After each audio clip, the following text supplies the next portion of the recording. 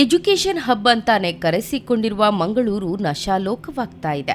ಇದಕ್ಕೆ ಸಾಕ್ಷಿ ಎಂಬಂತೆ ಕೆಲ ತಿಂಗಳ ಹಿಂದಷ್ಟೇ ವೈದ್ಯರು ಹಾಗೂ ವೈದ್ಯಕೀಯ ವಿದ್ಯಾರ್ಥಿಗಳು ಡ್ರಗ್ಸ್ ಜಾಲದಲ್ಲಿ ಬಂಧನವಾಗಿದ್ರು.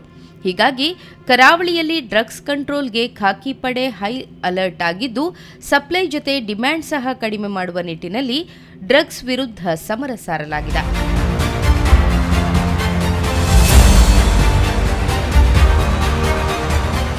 ಹೌದು, ಕಡಲತಡಿ ಮಂಗಳೂರಿನಲ್ಲಿ ನಶಾಲೋಕಕ್ಕೆ ಯುವ ಸಮುದಾಯ ಬಲಿಯಾಗ್ತಾ ಇದೆ.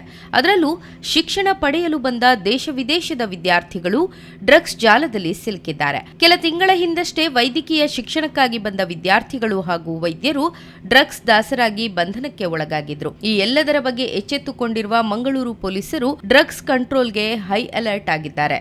ಡ್ರಗ್ಸ್ ಮುಕ್ತ ಮ್ಯಾಂಗ್ಳೂರ್ ಮಾಡಿದ ಸಂದರ್ಭದಲ್ಲಿ ಈಗ ನಾವು 2-fold ಸ್ಟ್ರಾಟಜಿ ಮಾಡಿದ್ದೀವಿ.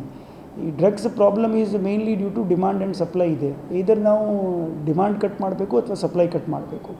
ಈಗಾಗಲೇ ಸುಮಾರು ವರ್ಷದಿಂದ ನನ್ನ ಅನುಭವದಲ್ಲಿ ನೋಡಿಕೊಂಡು ಸಪ್ಲೈ ಎಂಡ್ ಮೇಲೆ ನಾವು ತುಂಬ ಕೆಲಸ ಮಾಡಿದ್ದೀವಿ. ವರ್ಷ ನೋಡಿದರೆ ಡ್ರಗ್ ಪೆಡ್ಲಿಂಗ್ ಮಾಡೋರವರು ಇರ್ಬೋದು, ಪೆಡ್ಲರ್ಸ್ ಇರ್ಬೋದು, ಅಥವಾ ಕ್ವಾಂಟಿಟಿ ಸೀಸ್ ಇರ್ಬೋದು, ಅಥವಾ ಅದಕ್ಕೆ ವ್ಯಾಲ್ಯೂ ಇರ್ಬೋದು, ವರ್ಷ ಅದು ಜಾಸ್ತಿ ಕ್ರಮ ಆಗ್ತಾನೇ ಇದೆ. ಸಪ್ಲೈ ಮೇಲೆ ಕಡಿವಾಣ ಹಾಕೋದಕ್ಕೆ ಪ್ರಯತ್ನಗಳು ಆಗ್ತಾ ಇದೆ. ಡ್ರಗ್ಸ್ ಸಪ್ಲೈ ವಿರುದ್ಧ ಕಠಿಣ ಕಾನೂನು ಕ್ರಮದ ಜೊತೆಗೆ ಡ್ರಗ್ಸ್ ಡಿಮ್ಯಾಂಡ್ ಅನ್ನು ಸಹ ಕಡಿಮೆ ಮಾಡುವ ಪ್ರಯತ್ನಕ್ಕೆ ಕೈ ಹಾಕಿದ್ದಾರೆ. ಅದಕ್ಕಾಗಿ ಮಂಗಳೂರು ಕಮಿಷನರೇಟ್ ವ್ಯಾಪ್ತಿಯ 288 ಶಾಲಾ ಕಾಲೇಜುಗಳನ್ನು ಗುರುತಿಸಿ ಅಲ್ಲಿನ ಶಿಕ್ಷಕರು, ಶಿಕ್ಷಕೇತರ ಸಿಬ್ಬಂದಿಗಳು ಮತ್ತು ವಿದ್ಯಾರ್ಥಿಗಳಿಗೆ ಡ್ರಗ್ಸ್ಗೆ ಬಲಿಯಾಗದಂತೆ ಜಾಗೃತಿ ಮೂಡಿಸುವ ಕೆಲಸವನ್ನ ಮಾಡಲಾಗ್ತಾ ಇದೆ. ಡಿಮಾಂಡ್ ಪಾರ್ಟಲ್ಲಿ ಕೂಡ ನಾವು ಸ್ವಲ್ಪ ಗಮನ ಕೊಟ್ಟರೆ, ಅವೇರ್ನೆಸ್ ಮಾಡಿದ್ರೆ, ಡಿಮಾಂಡೇ ಇರುವುದಿಲ್ಲ ಅಂದರೆ ಅದಕ್ಕೆ ಸಪ್ಲೈ ಬರೋದಕ್ಕೆ ಪ್ರಶ್ನೆನೇ ಇರುವುದಿಲ್ಲ. ಆ ಒಂದು ನಿಟ್ಟಿನಲ್ಲಿ ನಾವು ಒಂದು ಅವೇರ್ನೆಸ್ ಕಾರ್ಯಕ್ರಮವನ್ನು ಕೈಗೊಂಡಿದ್ದೀವಿ. ಸುಮಾರು ಒಂದು 288 ಸ್ಕೂಲ್ ಮತ್ತು ಕಾಲೇಜಸ್ ಇದರಲ್ಲಿ ಐಡೆಂಟಿಫೈ ಮಾಡಿದ್ದೀವಿ ನಮ್ಮ ವ್ಯಾಪ್ತಿಯಲ್ಲಿ.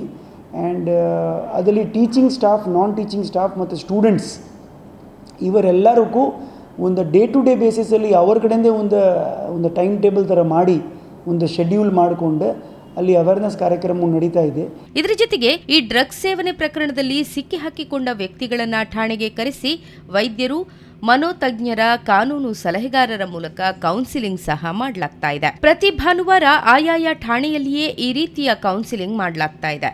ಈಗಾಗಲೇ 2 ವಾರದಲ್ಲಿ 300ಕ್ಕೂ ಹೆಚ್ಚು ಜನ ಈ ಕೌನ್ಸಿಲಿಂಗ್ನಲ್ಲಿ ಭಾಗವಹಿಸಿದ್ದಾರೆ. ಕೌನ್ಸಿಲಿಂಗ್ನಲ್ಲಿ ಬೆಳಕಿಗೆ ಬಂದ ಮಹತ್ವದ ಸಂಗತಿ ಏನೆಂದ್ರೆ, ಕೆಲವೊಬ್ಬರು ಮಾನಸಿಕ ಒತ್ತಡಕ್ಕೆ ಒಳಗಾಗಿ ಈ ಡ್ರಗ್ಸ್ ಜಾಲಕ್ಕೆ ಬಲಿಯಾದ್ರೆ, ಇನ್ನು ಕೆಲವರು ಶೋಕಿಗಾಗಿ ಇದರ ದಾಸರಾಗ್ತಾ ಇರೋದು ಗೊತ್ತಾಗಿದೆ. ಇನ್ನೊಂದು ಮುಖ್ಯವಾದ ಸಂಗತಿ ಅಂದ್ರೆ, ಡ್ರಗ್ಸ್ ದಂಧೆಕೋರರು ಯುವಕ ಯುವತಿಯರಿಗೆ ಮೊದಲು ಉಚಿತವಾಗಿ ಮಾದಕ ವಸ್ತು ನೀಡಿ ರುಚಿ ಹತ್ತಿಸಿ ಬಳಿಕ ಬಿಸ್ನೆಸ್ ಆಗಿ ರೂಪಾಂತರ ಮಾಡುತ್ತಾ ಇರೋದು ಬೆಳಕಿಗೆ ಬಂದಿದೆ. July end or maximum August 15 ಒಳಗಡೆ ಈ ಎಲ್ಲ ಶಾಲಾ ಕಾಲೇಜುಗಳಲ್ಲಿ 100% ಎಲ್ಲರಿಗೂ ಒಂದು ಅವೇರ್ನೆಸ್ ಕಾರ್ಯಕ್ರಮ ಹಮ್ಮಿಕೊಳ್ಬೇಕು ಅನ್ನೋ ನಮ್ಮ ಉದ್ದೇಶದಿಂದ ಈ ಒಂದು ಕೆಲಸ ಮಾಡ್ತಾ ಇದ್ದೀವಿ. ಈ ಕೆಲಸದಲ್ಲಿ ಪೊಲೀಸ್ ಇಲಾಖೆ ಜೊತೆಗೆ ಸುಮಾರು NGOs ಇರ್ಬೋದು ಮತ್ತು ಡಾಕ್ಟರ್ಸ್ ಕೂಡ ಕೈ ಜೋಡಿಸಿದ್ದಾರೆ.